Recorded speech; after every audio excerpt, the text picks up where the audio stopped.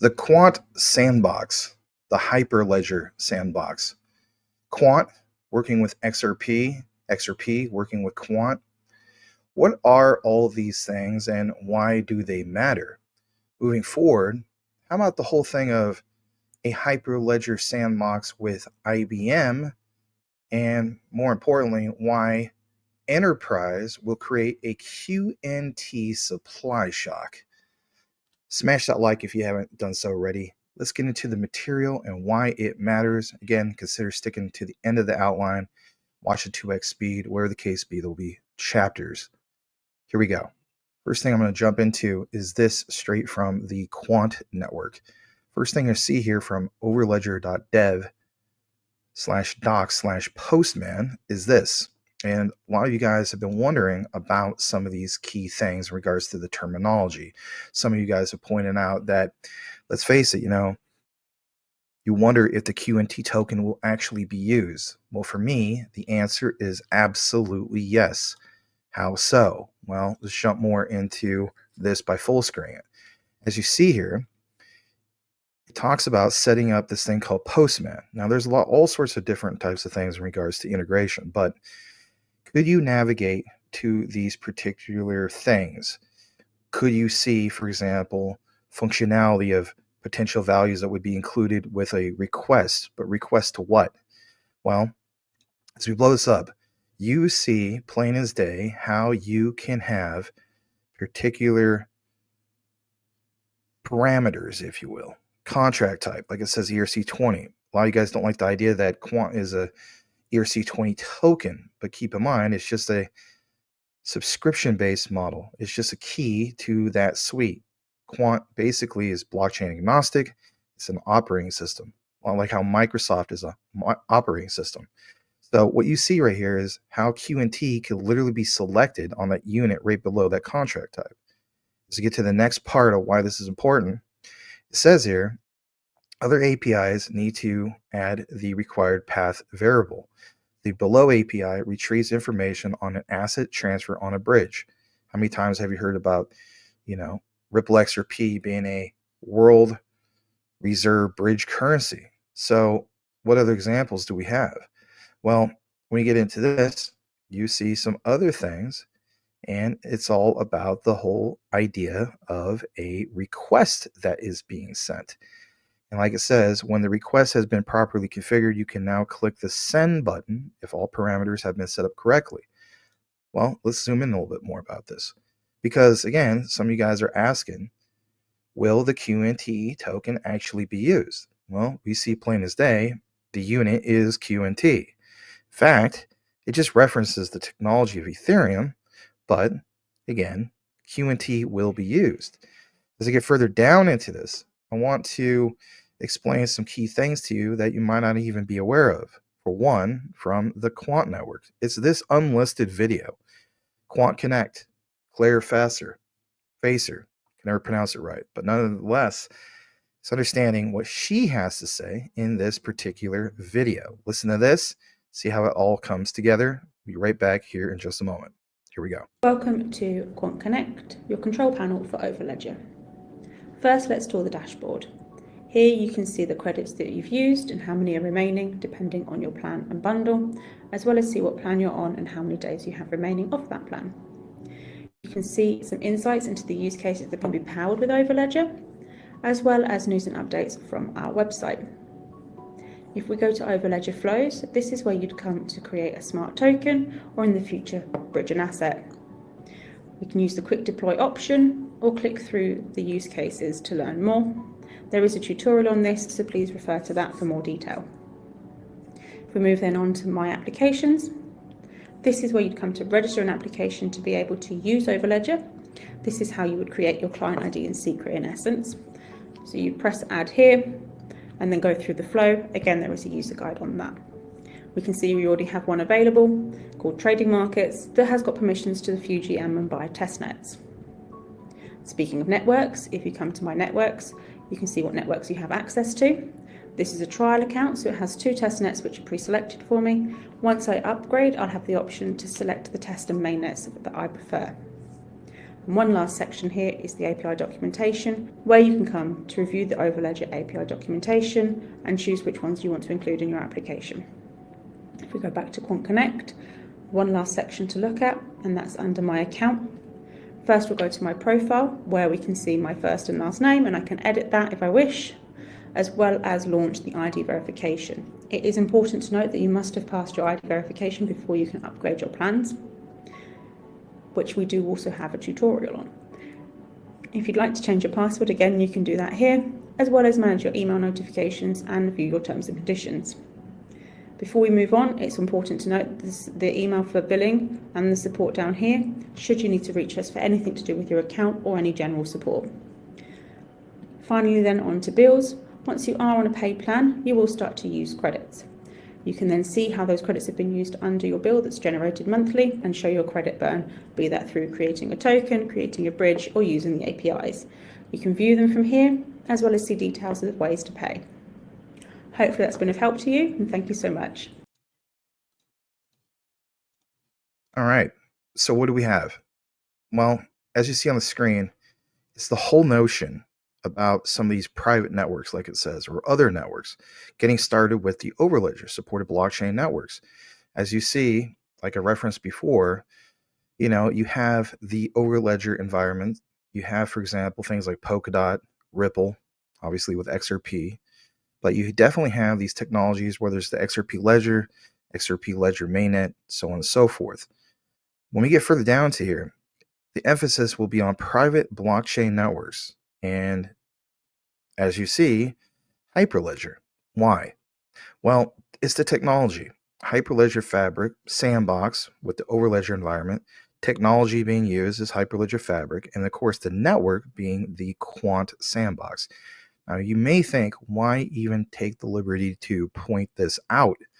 Well, here's the key area. A lot of you guys who are devs and so on, you always reference things like GitHub. For the record, I'm not a dev, but I'll do research.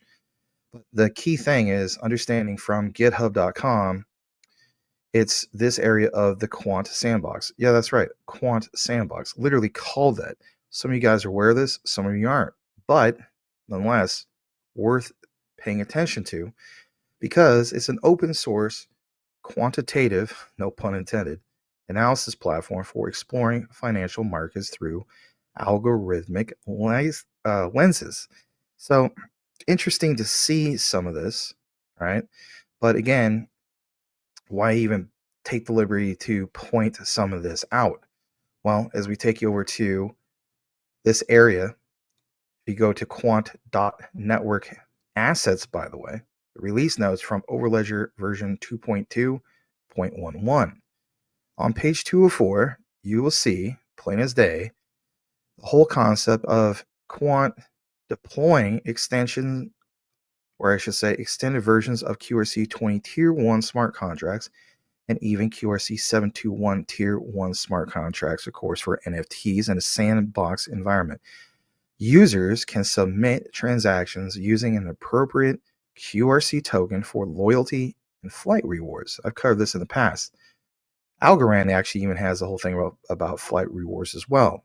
So got to give them their flowers. But look what it says in regards to how every time users register an MDApp to Overledger, the MDApp will automatically be registered and enrolled in Quant's Hyperledger Fabric Sandbox. So this analogy about, Quant Hyperledger Sandbox, well, it's a real thing. But again, how so? Well, this is where the aha moment comes.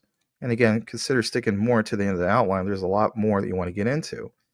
But is there a citation from IBM? The answer is yes. If you go to ibm.com/topics/Hyperledger, it will give you this definition of what Hyperledger Fabric is. Hyperledger Fabric, as you see in the highlight, is an open source project from Linux Foundation. It is the modular blockchain framework and has become the unofficial standard for enterprise blockchain platforms. How many times have you heard me talk about the whole concepts of standards, whether it's ISO TC 307 or some of these other ones that we reference? as I get further into this, I want you guys to understand, as it's mentioned, this from IBM is definitely intended as a foundation for developing enterprise-grade applications. Think about some of the terminology. This is the smart money. Industry strategies, open modular architecture of what? Hyperledger fabric, and it uses a thing called plug and play components to accommodate a wide range of use cases. Now, check this out. This absolutely blew me away. Over 120,000 organizations and 15,000 engineers are collaborating on Hyperledger Fabric. I will state this. This is not the first time I've covered the whole thing of Quant and IBM. There will be a video at the very end of this outline that will link you to coverage I did a few months ago in regards to Quant, Stellar, and even Hedera with IBM. If you haven't seen that, it's not time sensitive. Definitely worth a listen. And if anything, come back to it later. You definitely want to understand a little bit more of the bigger picture, especially if you are, a person that recognizes the great magnitude and potential of what IBM has been connected to for, let's face it, decades. But it's where they're going for the future. IBM is in so many darn projects, it's ridiculous, right? I'm talking about things like Casper. Obviously, there's BSV, Quant, Stellar, you name it. Hedera, on and on. Probably left some off the list. I apologize. But that's a lot of organizations. Preserving the data privacy that enterprises demand. All right. Well, that's interesting. So when I got further into this, I said to myself, a question I think you guys would ask. And basically, it's like this. It's these scenarios. Can they hold true, if you will? And what I'm talking about is this. We just mentioned the whole thing of what IBM has going on with the 120,000 organizations, 15,000 engineers. But for me, it's like this. In the case of QNT, of the token being used for subscription fees to access the Overledger network, the OVN basically. Well, would we, for instance, see enterprises that would eventually have to use fractions or slivers of QNT? And therefore, would that create a sense of supply shock, of course, for QNT and more demand for the token because it's enterprise use case? Now, this is, of course, just an example in regards to IBM. Well, for me, the answer is yes. In this scenario that I'm describing to you guys, it would potentially lead to increased demand and potential supply shock, of course, for the QNT token. Combine that with the whole idea there's Mine Crypto and Sebastian pointed out that there's only about 200,000 QNT on spot reserves. So keep in mind this, increased demand. As more enterprises adopt the Overledger network and utilize Hyperledger Fabric, of course, through it, think about that, the demand for QNT to pay subscription fees, of course, would likely rise. This increased usage would directly translate, of course, into higher demand for the token. As we know, when it comes to supply and demand, well, those forces at work are what cause incredible price action. Of course, a lot of guys, that's the only thing you want to hear about. No offense, right? But getting more into this, I want you guys to keep in mind this. If you compare QNT to something like Bitcoin, BTC, well, we have a lot less of a supply. So would there be fractional usage? Well, of course.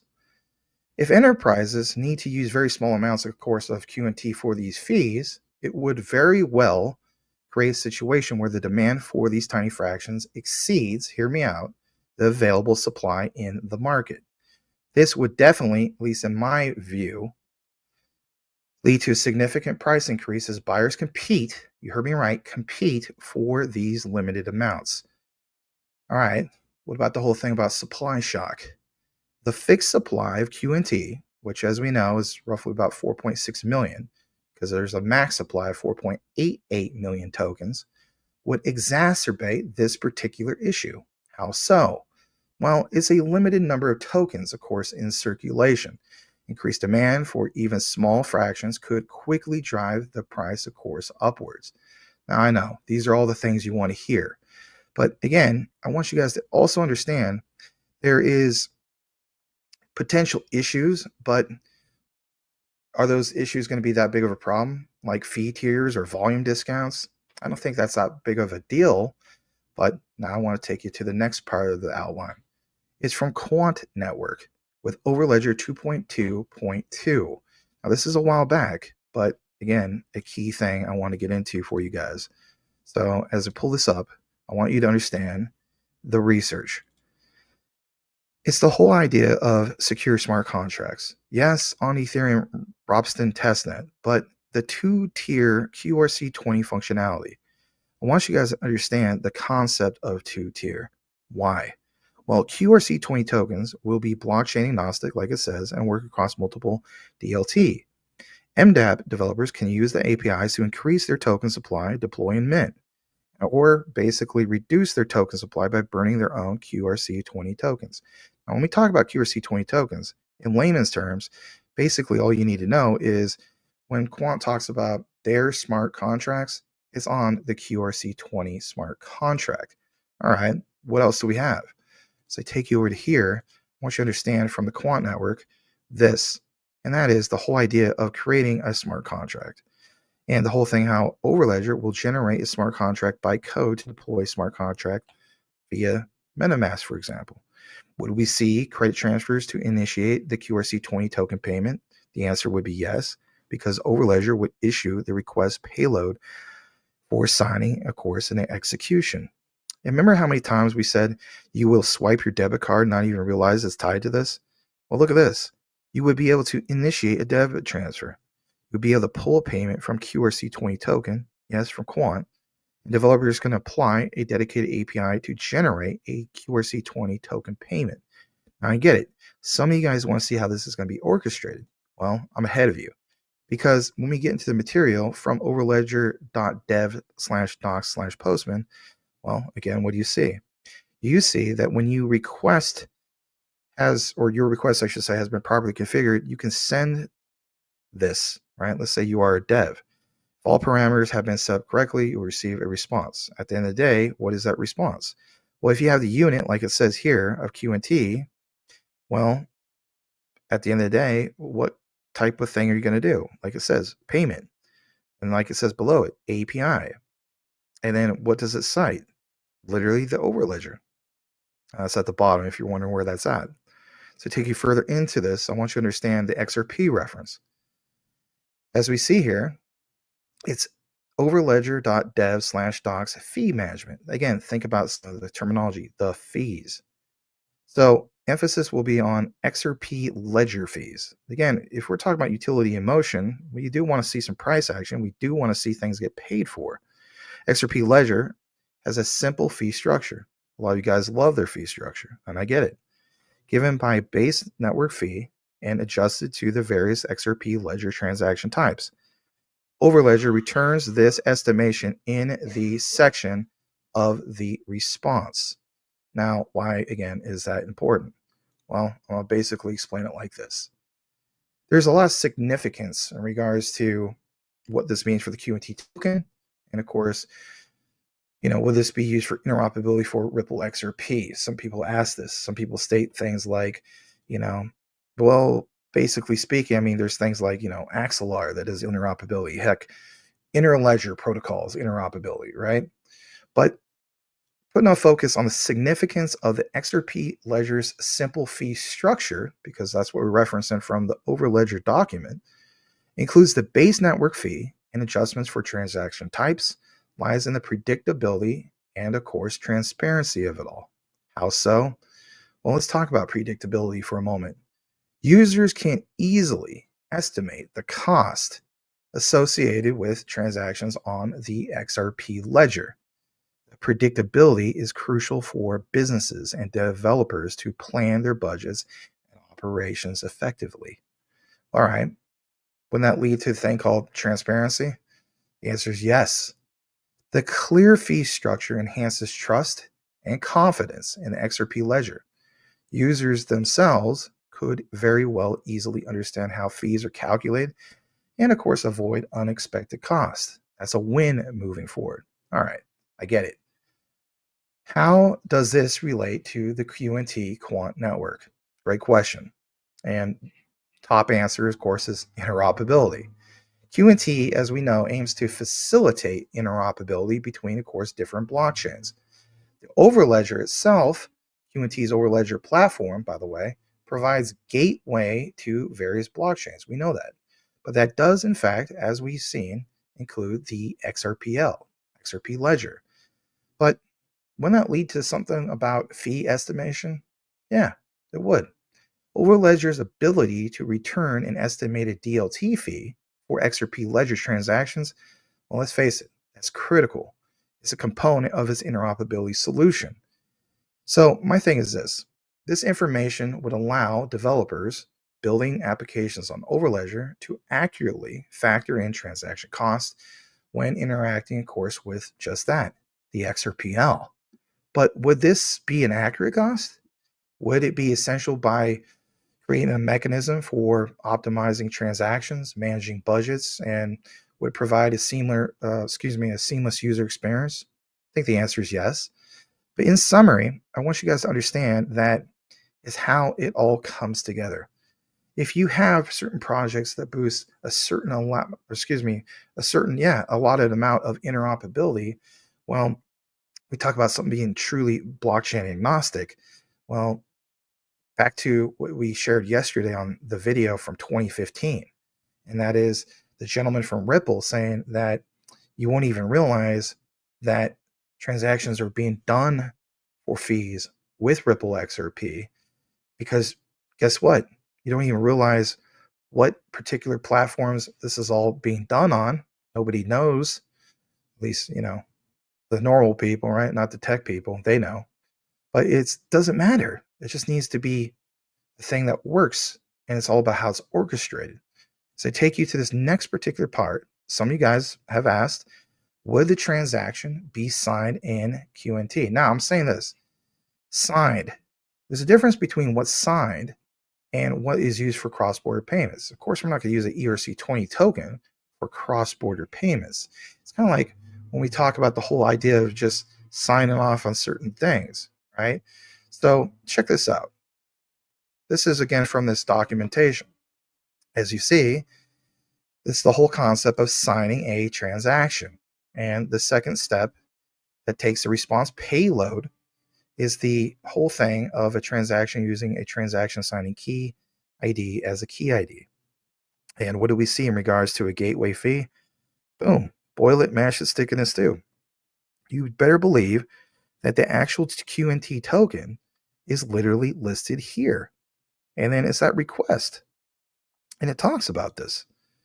So you see how this is done, and you see how it's orchestrated. So it references the technology in regards to ETH, but it references the gateway fee, and the unit, of course, is QNT. Any way you want to dice it, there it is. Again, that's from overledger.dev in regards to, for example, testing QNT on Ethereum supported network. So to get further into this, there's this subject about signing a 0.001 ETH payment transaction payload. Now, some of you guys don't know about payloads, and that's okay. We'll talk about this briefly. The second step takes the payload from the prepare step response and signs the transaction using a transaction signing key ID as the key ID. But again, unit is QNT. And as you see here, it's how it's all orchestrated. Or, for example, setting how much in gas fees that would be, and so on. So something I wanted to talk about in regards to transaction payload, just briefly, is understanding like the whole concept of how the components of a payload transaction would be. There's recipient addresses, there's values, but in regards to the recipient address, the address of the account or the contract that will receive the funds or data in layman's terms. Well, what kind of value would that have? Well, it's the amount of cryptocurrency, of course, being transferred, whether it's with Ripple XRP or some of these other ones like XDC. But what kind of data flows would happen, take place? Well, core information resides. It would include function calls. And if you don't know what that means, it's instructions for smart contracts to execute specific functions. Of course, there's arguments, basically in a nutshell. That's input parameters required for function calls. What about arbitrary data? Well, It means other data that the sender wishes to include. But again, senders, messages. See, when I make these examples for you guys, this is where the whole thing of the incentive ISO 222 is really going to make sense with all this. Because sending a message from the Bank of Greece all over to, across the world to the Bank of Seoul, well, Seoul, South Korea uses, I almost said Chinese, excuse me, Korean characters. And of course, in Greece, they have, their own different type of, not characters, but, like when I was in a fraternity, like Alpha, Beta, Kappas, it looks different from, of course, the traditional English alphabet. You get the gist. You can't have delays because a message gets garbled up in translation. This is why there's going to be that mandate and why that's so crucial moving forward. If anything, time is money. It's all about the tokens and the coins that are tied into this. So, what is the significance in regards to transaction payload? Just real quick. Well, guys, gals, everybody, the whole idea of smart contract interaction, think about it. Don't overthink about it. This would enable users to interact with smart contracts by triggering, you heard me right, functions by providing necessary input. Sorry, I'm going back and forth in my notes. So would that lead to like things like data transfers? You bet. That would allow a transfer of data beyond just cryptocurrency values. And think about that. When Quant boasts the whole idea that they're not even a cryptocurrency, that they deal with programmable money, well, you could respect that. You could see where that goes. Speaking of which, where are we going next? Let's jump back into the material, because what you're going to see here, I think, is definitely worth pointing out, and it's an overview. Are you aware that the whole thing of ERC20 or Quant Smart Token is definitely supported by blockchains, but Overledger API, is this how we can submit a payment? Yeah, because the Overledger API offers a unified way to submit transactions. It allows the maintaining of the security of private keys. Most operations follow the prepare, sign, execute pattern. And I've showed you guys a little bit of this in regards to the make integration with Overledger. But the bottom line is preparing, signing, and executing all this. So on the execution layer, Overledger submits the sign payload, because that's why I mentioned the whole thing of payload, to the network using the request ID returned by the prepare step. So that's how that works. And as we get further into this, what about the whole concept of Quant Smart Token, the QRC20? Well, QRC, like I mentioned, is just a term used for their chain agnostic secure smart contracts. Right. What else? Back to the whole thing of the XRPL. Again, why even point out any of this? Because it's a guide, everybody, prerequisites about how you can integrate API keys to even talk to the XRPL for that interoperability. Sure, these are just for testing purposes, but what about the enterprises when they want to do it for real? And like you see here, Overledger APIs, and basically being able to get this all going. And like you see, technology XRP Ledger, XRP Ledger testnet. Again, it's for enterprises to test it out, or you could test it out if you want. I thought this part was interesting, even from a testing purpose. Maximum of 750 XRP per request. Well, say what you want. 750 over and over and over for XRP? What about when the value of XRP goes dramatically high? I won't get into the weeds about that right now, but you could draw your own conclusion. Speaking of own conclusion, let's get into this last part of what we've been sharing for a good week now. The RSN proof of concept, because at the end of the day, we are talking about Quant. We are talking about the whole thing of Ripple XRP. And with Ripple XRP, it's all about the whole thing of settlement, real-time gross settlements. So think about this, the regulated settlement network. So listen to these key people from the RSN, hosted by Deloitte. And again, December 5th, I'm telling you, something big happening for both Quant and Ripple XRP. Listen to this. Here we go.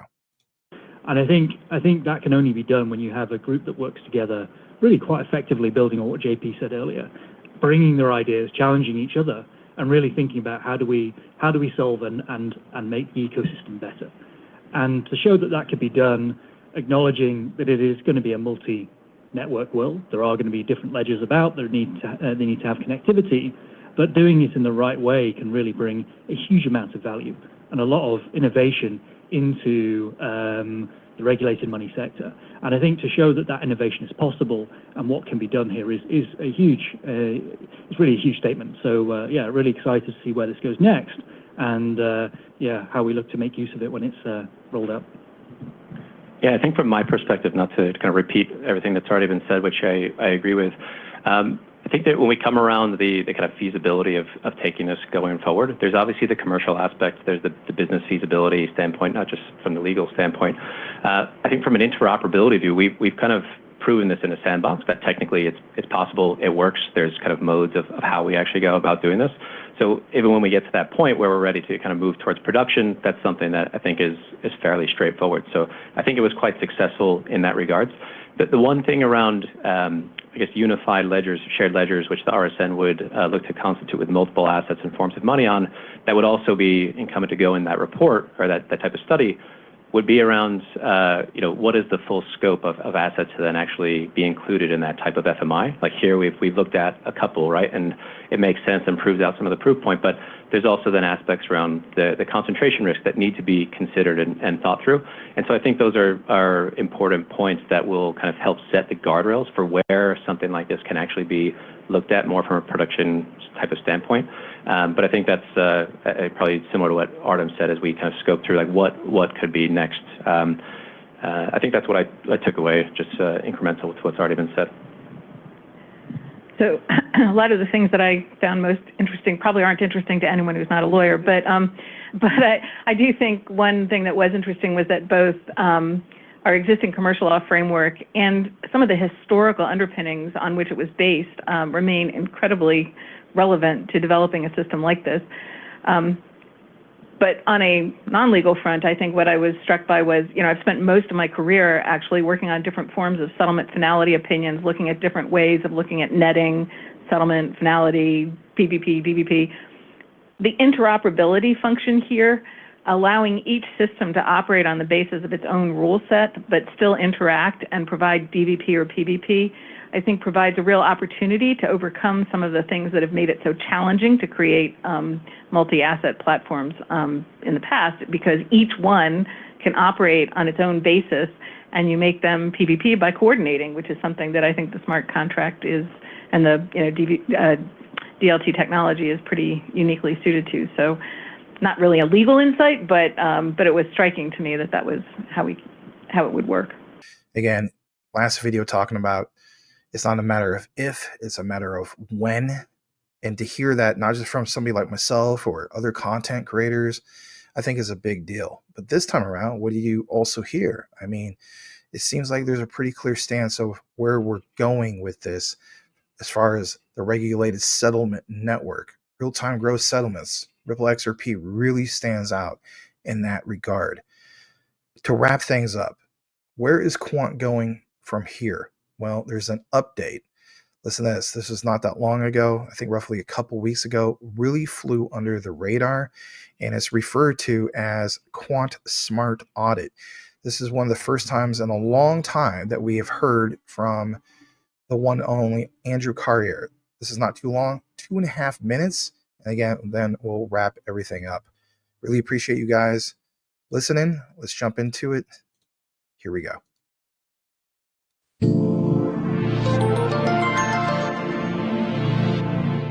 Blockchain's really powerful.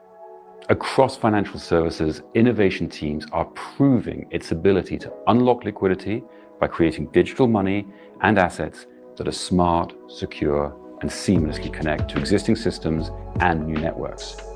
And it's ushering new efficiencies and revenue lines in all sorts of industries. But what's often hard is going from proof of concept to production.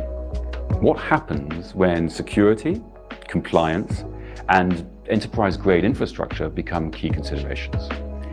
You have to think carefully and deeply about issues like interoperability and scalability. That's where Quant Smart Audit comes in. Quant Smart Audit is our new blockchain advisory service. We look in detail at your project, your requirements, and the outcomes you're trying to achieve, then provide the expert advice and actionable insights you need to make informed decisions about implementing blockchain. It's delivered by the same team of Quant experts who worked on the Bank of England's exploration of a digital pound and, more recently, the UK regulated liability network. You couldn't have a more experienced team advising you on your project. We're financial services specialists, but we've put these advisory packages together to cater to any industry. We have 3 packages, one for each stage of a blockchain implementation: build, protect, and comply, because there are different considerations at each stage. Each of these packages will prove invaluable for any IT leader who is in charge of a blockchain project. Visit our website where you can read all about the service, and from there it's very easy, one click, to book an introductory meeting with our team. And if you're at the start of your blockchain project, take our online questionnaire, which we've designed to provide some really useful initial advice that's tailored to you, but completely free of charge. With all the expertise we've built up on projects like the digital pound and UK RLM, all the knowledge we've acquired developing industry standards, our team stands ready to support you with your digital transformation. It's like when we talk about, some of that trust and so on, or the call to actions. I'm not a big fan of BTC. Let's face it, it's been around for over 15 years. But let's face it, when it comes to institutions, enterprises, and so on, there's a sense of trust there. I think this is a big win for Quant moving forward. It's not just about the internet of value, it's about the internet of trust. So simply do me a favor. If you listen to this entire outline, you know the drill. Type in AC as in Andrew Carrier, and I'll know that you listened to the entire outline. I always appreciate you guys listening to these outlines. As the saying goes, know what you have, know why you hold it. The research trumps FUD 110%. I hope you all are currently having a very Merry Christmas, no matter where you are in the world. Today, of course, is my Lord and Savior Jesus Christ's birthday. So happy birthday to Jesus. I'm nothing at all without him. And I want to say that to everybody. I'm okay with that. So have a great Christmas. We'll have some more coverage for you guys. And if anything, we'll see you on the next one. If managing your crypto feels like solving a puzzle, it's time to switch to Decent Wallet. It's just a few taps. You can manage, track, and secure your crypto with unmatched ease. And here's the best part. Grab your Decent Wallet at a discounted price by using the referral link below. Don't miss out on making your crypto experience smoother and more secure.